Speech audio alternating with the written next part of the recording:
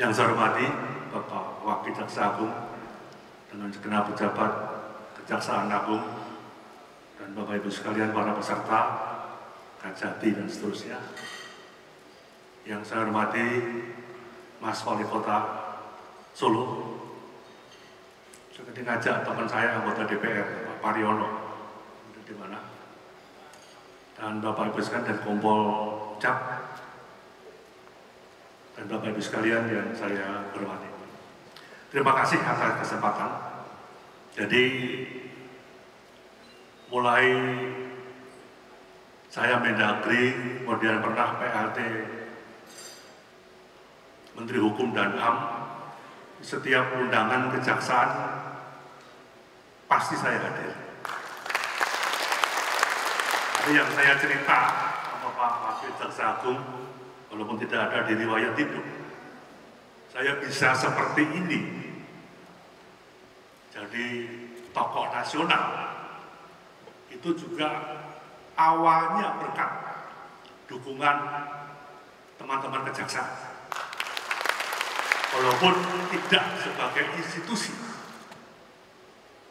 Saya masuk Jakarta tahun 86 saya DPR, 87-88, saya maju ketua umum KNP. Itu awalnya. Ketua tim sukses saya, kebetulan Jaksa Agung yang bernama almarhum Bapak Soekarton Marmosono. Nah, udahlah, Pak Karton, tangan kanannya Pak Darmono, tim sukses saya, karena saya keluarga TNI Polri, ya saya pernah harus kursus Sospol Abri, baru saya jadi ketua umum KNP. Itu awal-awal. Nah, memang jadi ketua umum KNP itu proses panjang sampai saya jadi sekjen partai.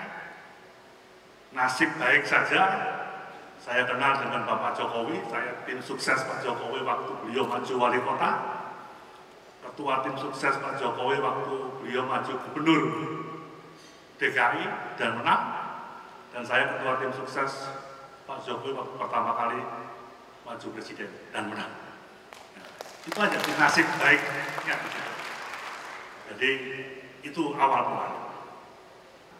Presiden Bapak Jokowi dan Pak Ma'ruf Amin, salah satu visi misinya adalah reformasi birokrasi secara keseluruhan, termasuk 5 skala prioritas. Karena beliau pengalaman wali kota, pengalaman gubernur, pengalaman presiden 5 tahun, problemnya di masalah birokrasi yang panjang, perizinan yang sulit, layanan publik yang begitu rumit sekali, belum lagi pungli-punglinya. Ini problem presiden 5 tahun pertama. Kemudian yang kedua, hasil komunikasi kami diskusi, ya harus ada reformasi birokrasi. Dan ini perlu percepatan. Kalau sampai 2024 nanti tidak selesai dalam tanda petik, ganti presiden, reformasi birokrasi tidak masuk visi misi calon presiden terpilih, yang akan mulai dari nol. Ini perlu percepatan. Memang arahan presiden kepada saya awalnya hanya simpel. Bagaimana proses perizinan mulai dari tingkat paling bawah sampai kementerian lembaga itu cepat terproses. Yang kedua, bagaimana melayani masyarakat itu bisa cepat. Mana yang bayar juga harus jelas, mana yang biasanya 1 bulan, bagaimana setiap seminggu selesai, mana yang mengajukan pengaduan juga untuk cepat sekali. Saya tidak menceritakan bagaimana reformasi birokrasi yang diinginkan oleh Bapak Presiden, tapi intinya memperpendek jalur birokrasi, memperpendek pengambilan keputusan politik pembangunan di semua tingkatan, mempercepat proses perizinan agar pertumbuhan ekonomi daerah dan nasional itu tumbuh, dan percepatan melayani masyarakat. Tolong diputar arahan Bapak Presiden yang menyangkut reformasi birokrasi secara umum.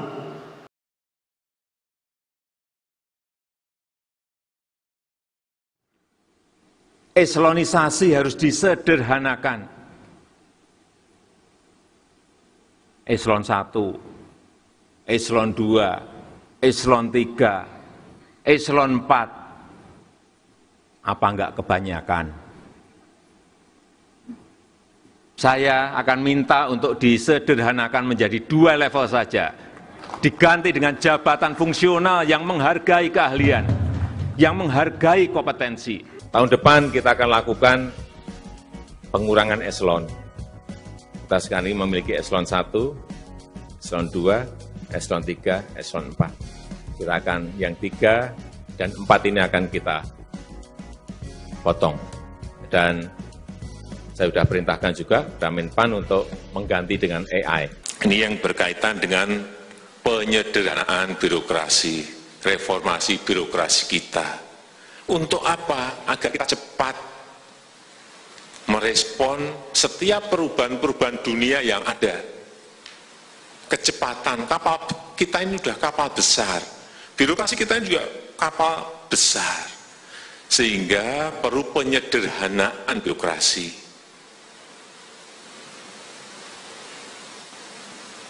Perlu sebuah birokrasi yang ramping dan fleksibel. Ramping tapi fleksibel. Sehingga cepat merespon dari setiap perubahan-perubahan yang ada. Ada perubahan dunia apa, responnya cepat. Ada perubahan dunia apa, tindakan kita cepat. Jangan sampai karena kapal besar kita mau membelokkan aja kesulitan. Lama tinggal semua negara kita kalau seperti ini. Sehingga ini masih dalam proses yang namanya eselon 3, eselon 4 sedang dikaji, sedang dihitung, sedang dikalkulasi untuk dipangkas. Saya sampaikan mau diganti apa? Diganti yang sekarang sedang banyak dilakukan oleh negara-negara lain juga baru akan memulai mereka diganti artificial intelligence AI. Ganti AI.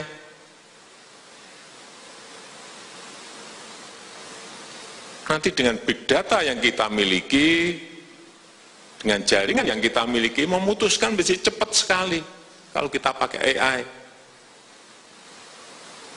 Tidak bertele-tele, tidak muter-muter. Ini bukan barang yang sulit, barang yang mudah dan memudahkan kita untuk memutuskan sebagai pimpinan di daerah maupun di nasional.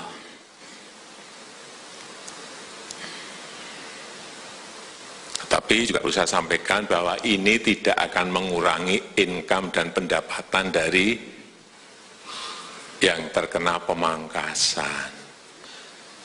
Jangan ada yang khawatir mengenai ini. Setiap kabupaten kota itu mempunyai pelayanan publik yang berkualitas dan terintegrasi. Termasuk kejaksaan negeri juga harus masuk ke sana, kepolisian juga ada, perpajakan ada, imigrasi ada. Memang tadinya khusus pelayanan publik di urusan dasar. KTP, akte kelahiran, akte kematian, cepat, gratis. Dan sekarang sudah mulai melebar bagaimana urusan SIM, perpanjangan SIM, KCM, urusan membuat paspor, urusan ke LP, menengok LP saja harus SIM. Kalau harus bayar, ya bayarnya berapa, terbuka. Yang penting waktu, ya kan? Ini saya kira secara umum, sehingga proses perizinan itu tumbuh dengan baik. Karena apa? Pada saat saya masuk di KPP, ASN yang di luar kejaksaan, di luar kepolisian, dan di luar anggota TNI, 3 matra itu 4,2 juta sekian. 4,2 juta sekian itu ini. Yang struktural 11%, yang teknis 15%, yang guru 36%, yang pelaksana 38%. Dari 4,1 lebih ini, yang tenaga administrasi hampir 1,6 juta. Itu yang nggak bisa ngapa-ngapain, itu yang dijadikan guru, jadikan penyuluh, jadikan perawat, jadikan bidan. Tidak profesional. Nah, mulai tahun ini sudah berkurang. Sekarang sudah kira-kira, sekarang sudah tidak membuka lagi, hanya Kementerian Lembaga yang tidak membuka lagi penerimaan, hanya memperbanyak outsourcing maupun P3. Udahlah kalau perusahaan, mohon maaf, mungkin supir, cleaning service, satpam, petugas kebersihan, yang outsourcing saja digaji sesuai UMR. Kecuali supir kejaksaan. Nah, supir kejaksaan sudah kita setuju diangkat, karena juga sama-sama dengan petugas sipil, bisa lulusan SMA, sama petugas imigrasi di daerah perbatasan. Nah, ini ke depan akan semakin berkurang. Ditambah pandemi COVID ini dengan kerja di rumah, dengan kerja di kantor, itu akan bisa banyak mengurangi. Tapi yang 1,6 juta tadi kan nggak bisa ditekan. Pesangonnya juga berat, pensiunnya juga berat. Karena pekerjaan yang paling enak ya ASN. Yang usah ribet naik pangkat, tapi ya gaji terus sampai pensiun. Kalau meninggal ya keluarganya dapat pensiun dan sebagainya. Nah, sekarang di era Pak Jokowi menetapkan gaji 13, 14 masih dan mengoptimalkan tunjangan kinerja minimal 80% seluruhnya, yang boleh 100% sementara baru yang punya duit yaitu Kementerian Keuangan. Kedepannya kalau bisa anggaran bisa mulai baik akan bisa sama, jadi di samping gaji pokok kemudian tunjangan kinerja dan KPK lagi juga minta tunjangan khusus. Nah kalau KPK minta ya kejaksaan harus, kepolisian juga harus. Nah, ini yang sedang, yang kalau di KPK ada deal, tinggal tunggu mudah-mudahan ini anggaran untuk infrastruktur kesehatannya berkurang sehingga ada tunjangan khusus. Dan BPK dan BPKP juga minta. Ya udah kalau begitu ya nanti kepolisian, kemudian kejaksaan, kemudian KPK, kemudian BIN, kemudian BPK dan BPKP ada tambahan tunjangan khusus. Termasuk yang sudah kami persiapkan nanti klaster pertama pada akhir 2023 yang pindah di ibu kota baru, termasuk kejaksaan juga, jumlahnya 60.000 untuk klaster pertama, termasuk kejaksaan, TNI, Polri, dan ASN. Mudah-mudahan perumahannya siap, karena perumahan dan transportasinya akan disiapkan di ibu kota. Jadi ini komposisi ASN ini yang menjadi pertimbangan kita. Karena apapun yang TNI, Polri, Kejaksaan itu nanti sudah menempatkan diri penugasannya di ibu kota baru yang akhir 2023. Ini kan masalah kita. Sedang kami godok apakah nanti di situ ada tingkat Polda, ataukah di ibu kota baru nanti ada tingkat Kajari, atau tingkat Kodam, atau Koran, itu maksud yang sedang ditata karena arahan Presiden akhir tahun itu sudah selesai. Sekarang semua kementerian sudah selesai. Yang kejaksaan dan Polri kami serahkan masing-masing pada 3 lembaga itu untuk menentukan berapa yang dibutuhkan, termasuk BIN, termasuk KPK, dan sebagainya. Jadi ini saya kira bagian konteks daripada reformasi birokrasi. Sebagai lembaga pemerintah dalam melaksanakan fungsi yang berkaitan dengan kekuasaan kehakiman pada prinsipnya harus dilaksanakan secara merdeka. Ya. Fungsi kejaksaan yang sedemikian strategis, para kejaksaan sebagai bagian dari birokrasi atau bagian dari aparatur negara juga tidak terlepas dari keharusannya untuk melaksanakan tata kelola reformasi, khususnya di bidang kelembagaan dan tata laksana berdasarkan kewenangannya masing-masing. Ini ada tren, kepuasan masyarakat, semakin bagus berada. Ini yang harus dibicara. Soal ada tekanan politik, ada gesekan politik, ya tidak masalah. Jadi saya kira itu dalam konteks kelembagaan Undang-Undang 11 2021 sebagai bentuk legitimasi dan dukungan akan menjadi input untuk membangun tata kelola lembaga yang baik dan pada akhirnya mewujudkan akuntabilitas kinerja yang baik pula. Bapak sekalian, saya akan langsung pada kesimpulan. Jadi harapan kami dengan terbitnya Undang-Undang Kejaksaan yang baru, kami mencatat setidaknya ada 8 aspek penguatan dan pembenahan yang dilakukan untuk meningkatkan kapasitas institusi kejaksaan. Walaupun saya hanya pernah mendukung teman-teman kejaksaan, tapi saya juga baru sadar bapaknya ibu saya, kakek saya, jaksa juga ternyata. Jadi dulu jaksa di Lampung, terus pindah ke Pati. Tapi sekarang sudah meninggal. Jadi memang saya kira penting. Jadi pertama, berkaitan dengan usia pengangkatan jaksa dan usia pemberhentian jaksa dengan hormat. Saya kira DPR dan pemerintah sudah telah menyepakati bahwa menjadi jaksa berumur paling rendah 23, paling tinggi 30 tahun.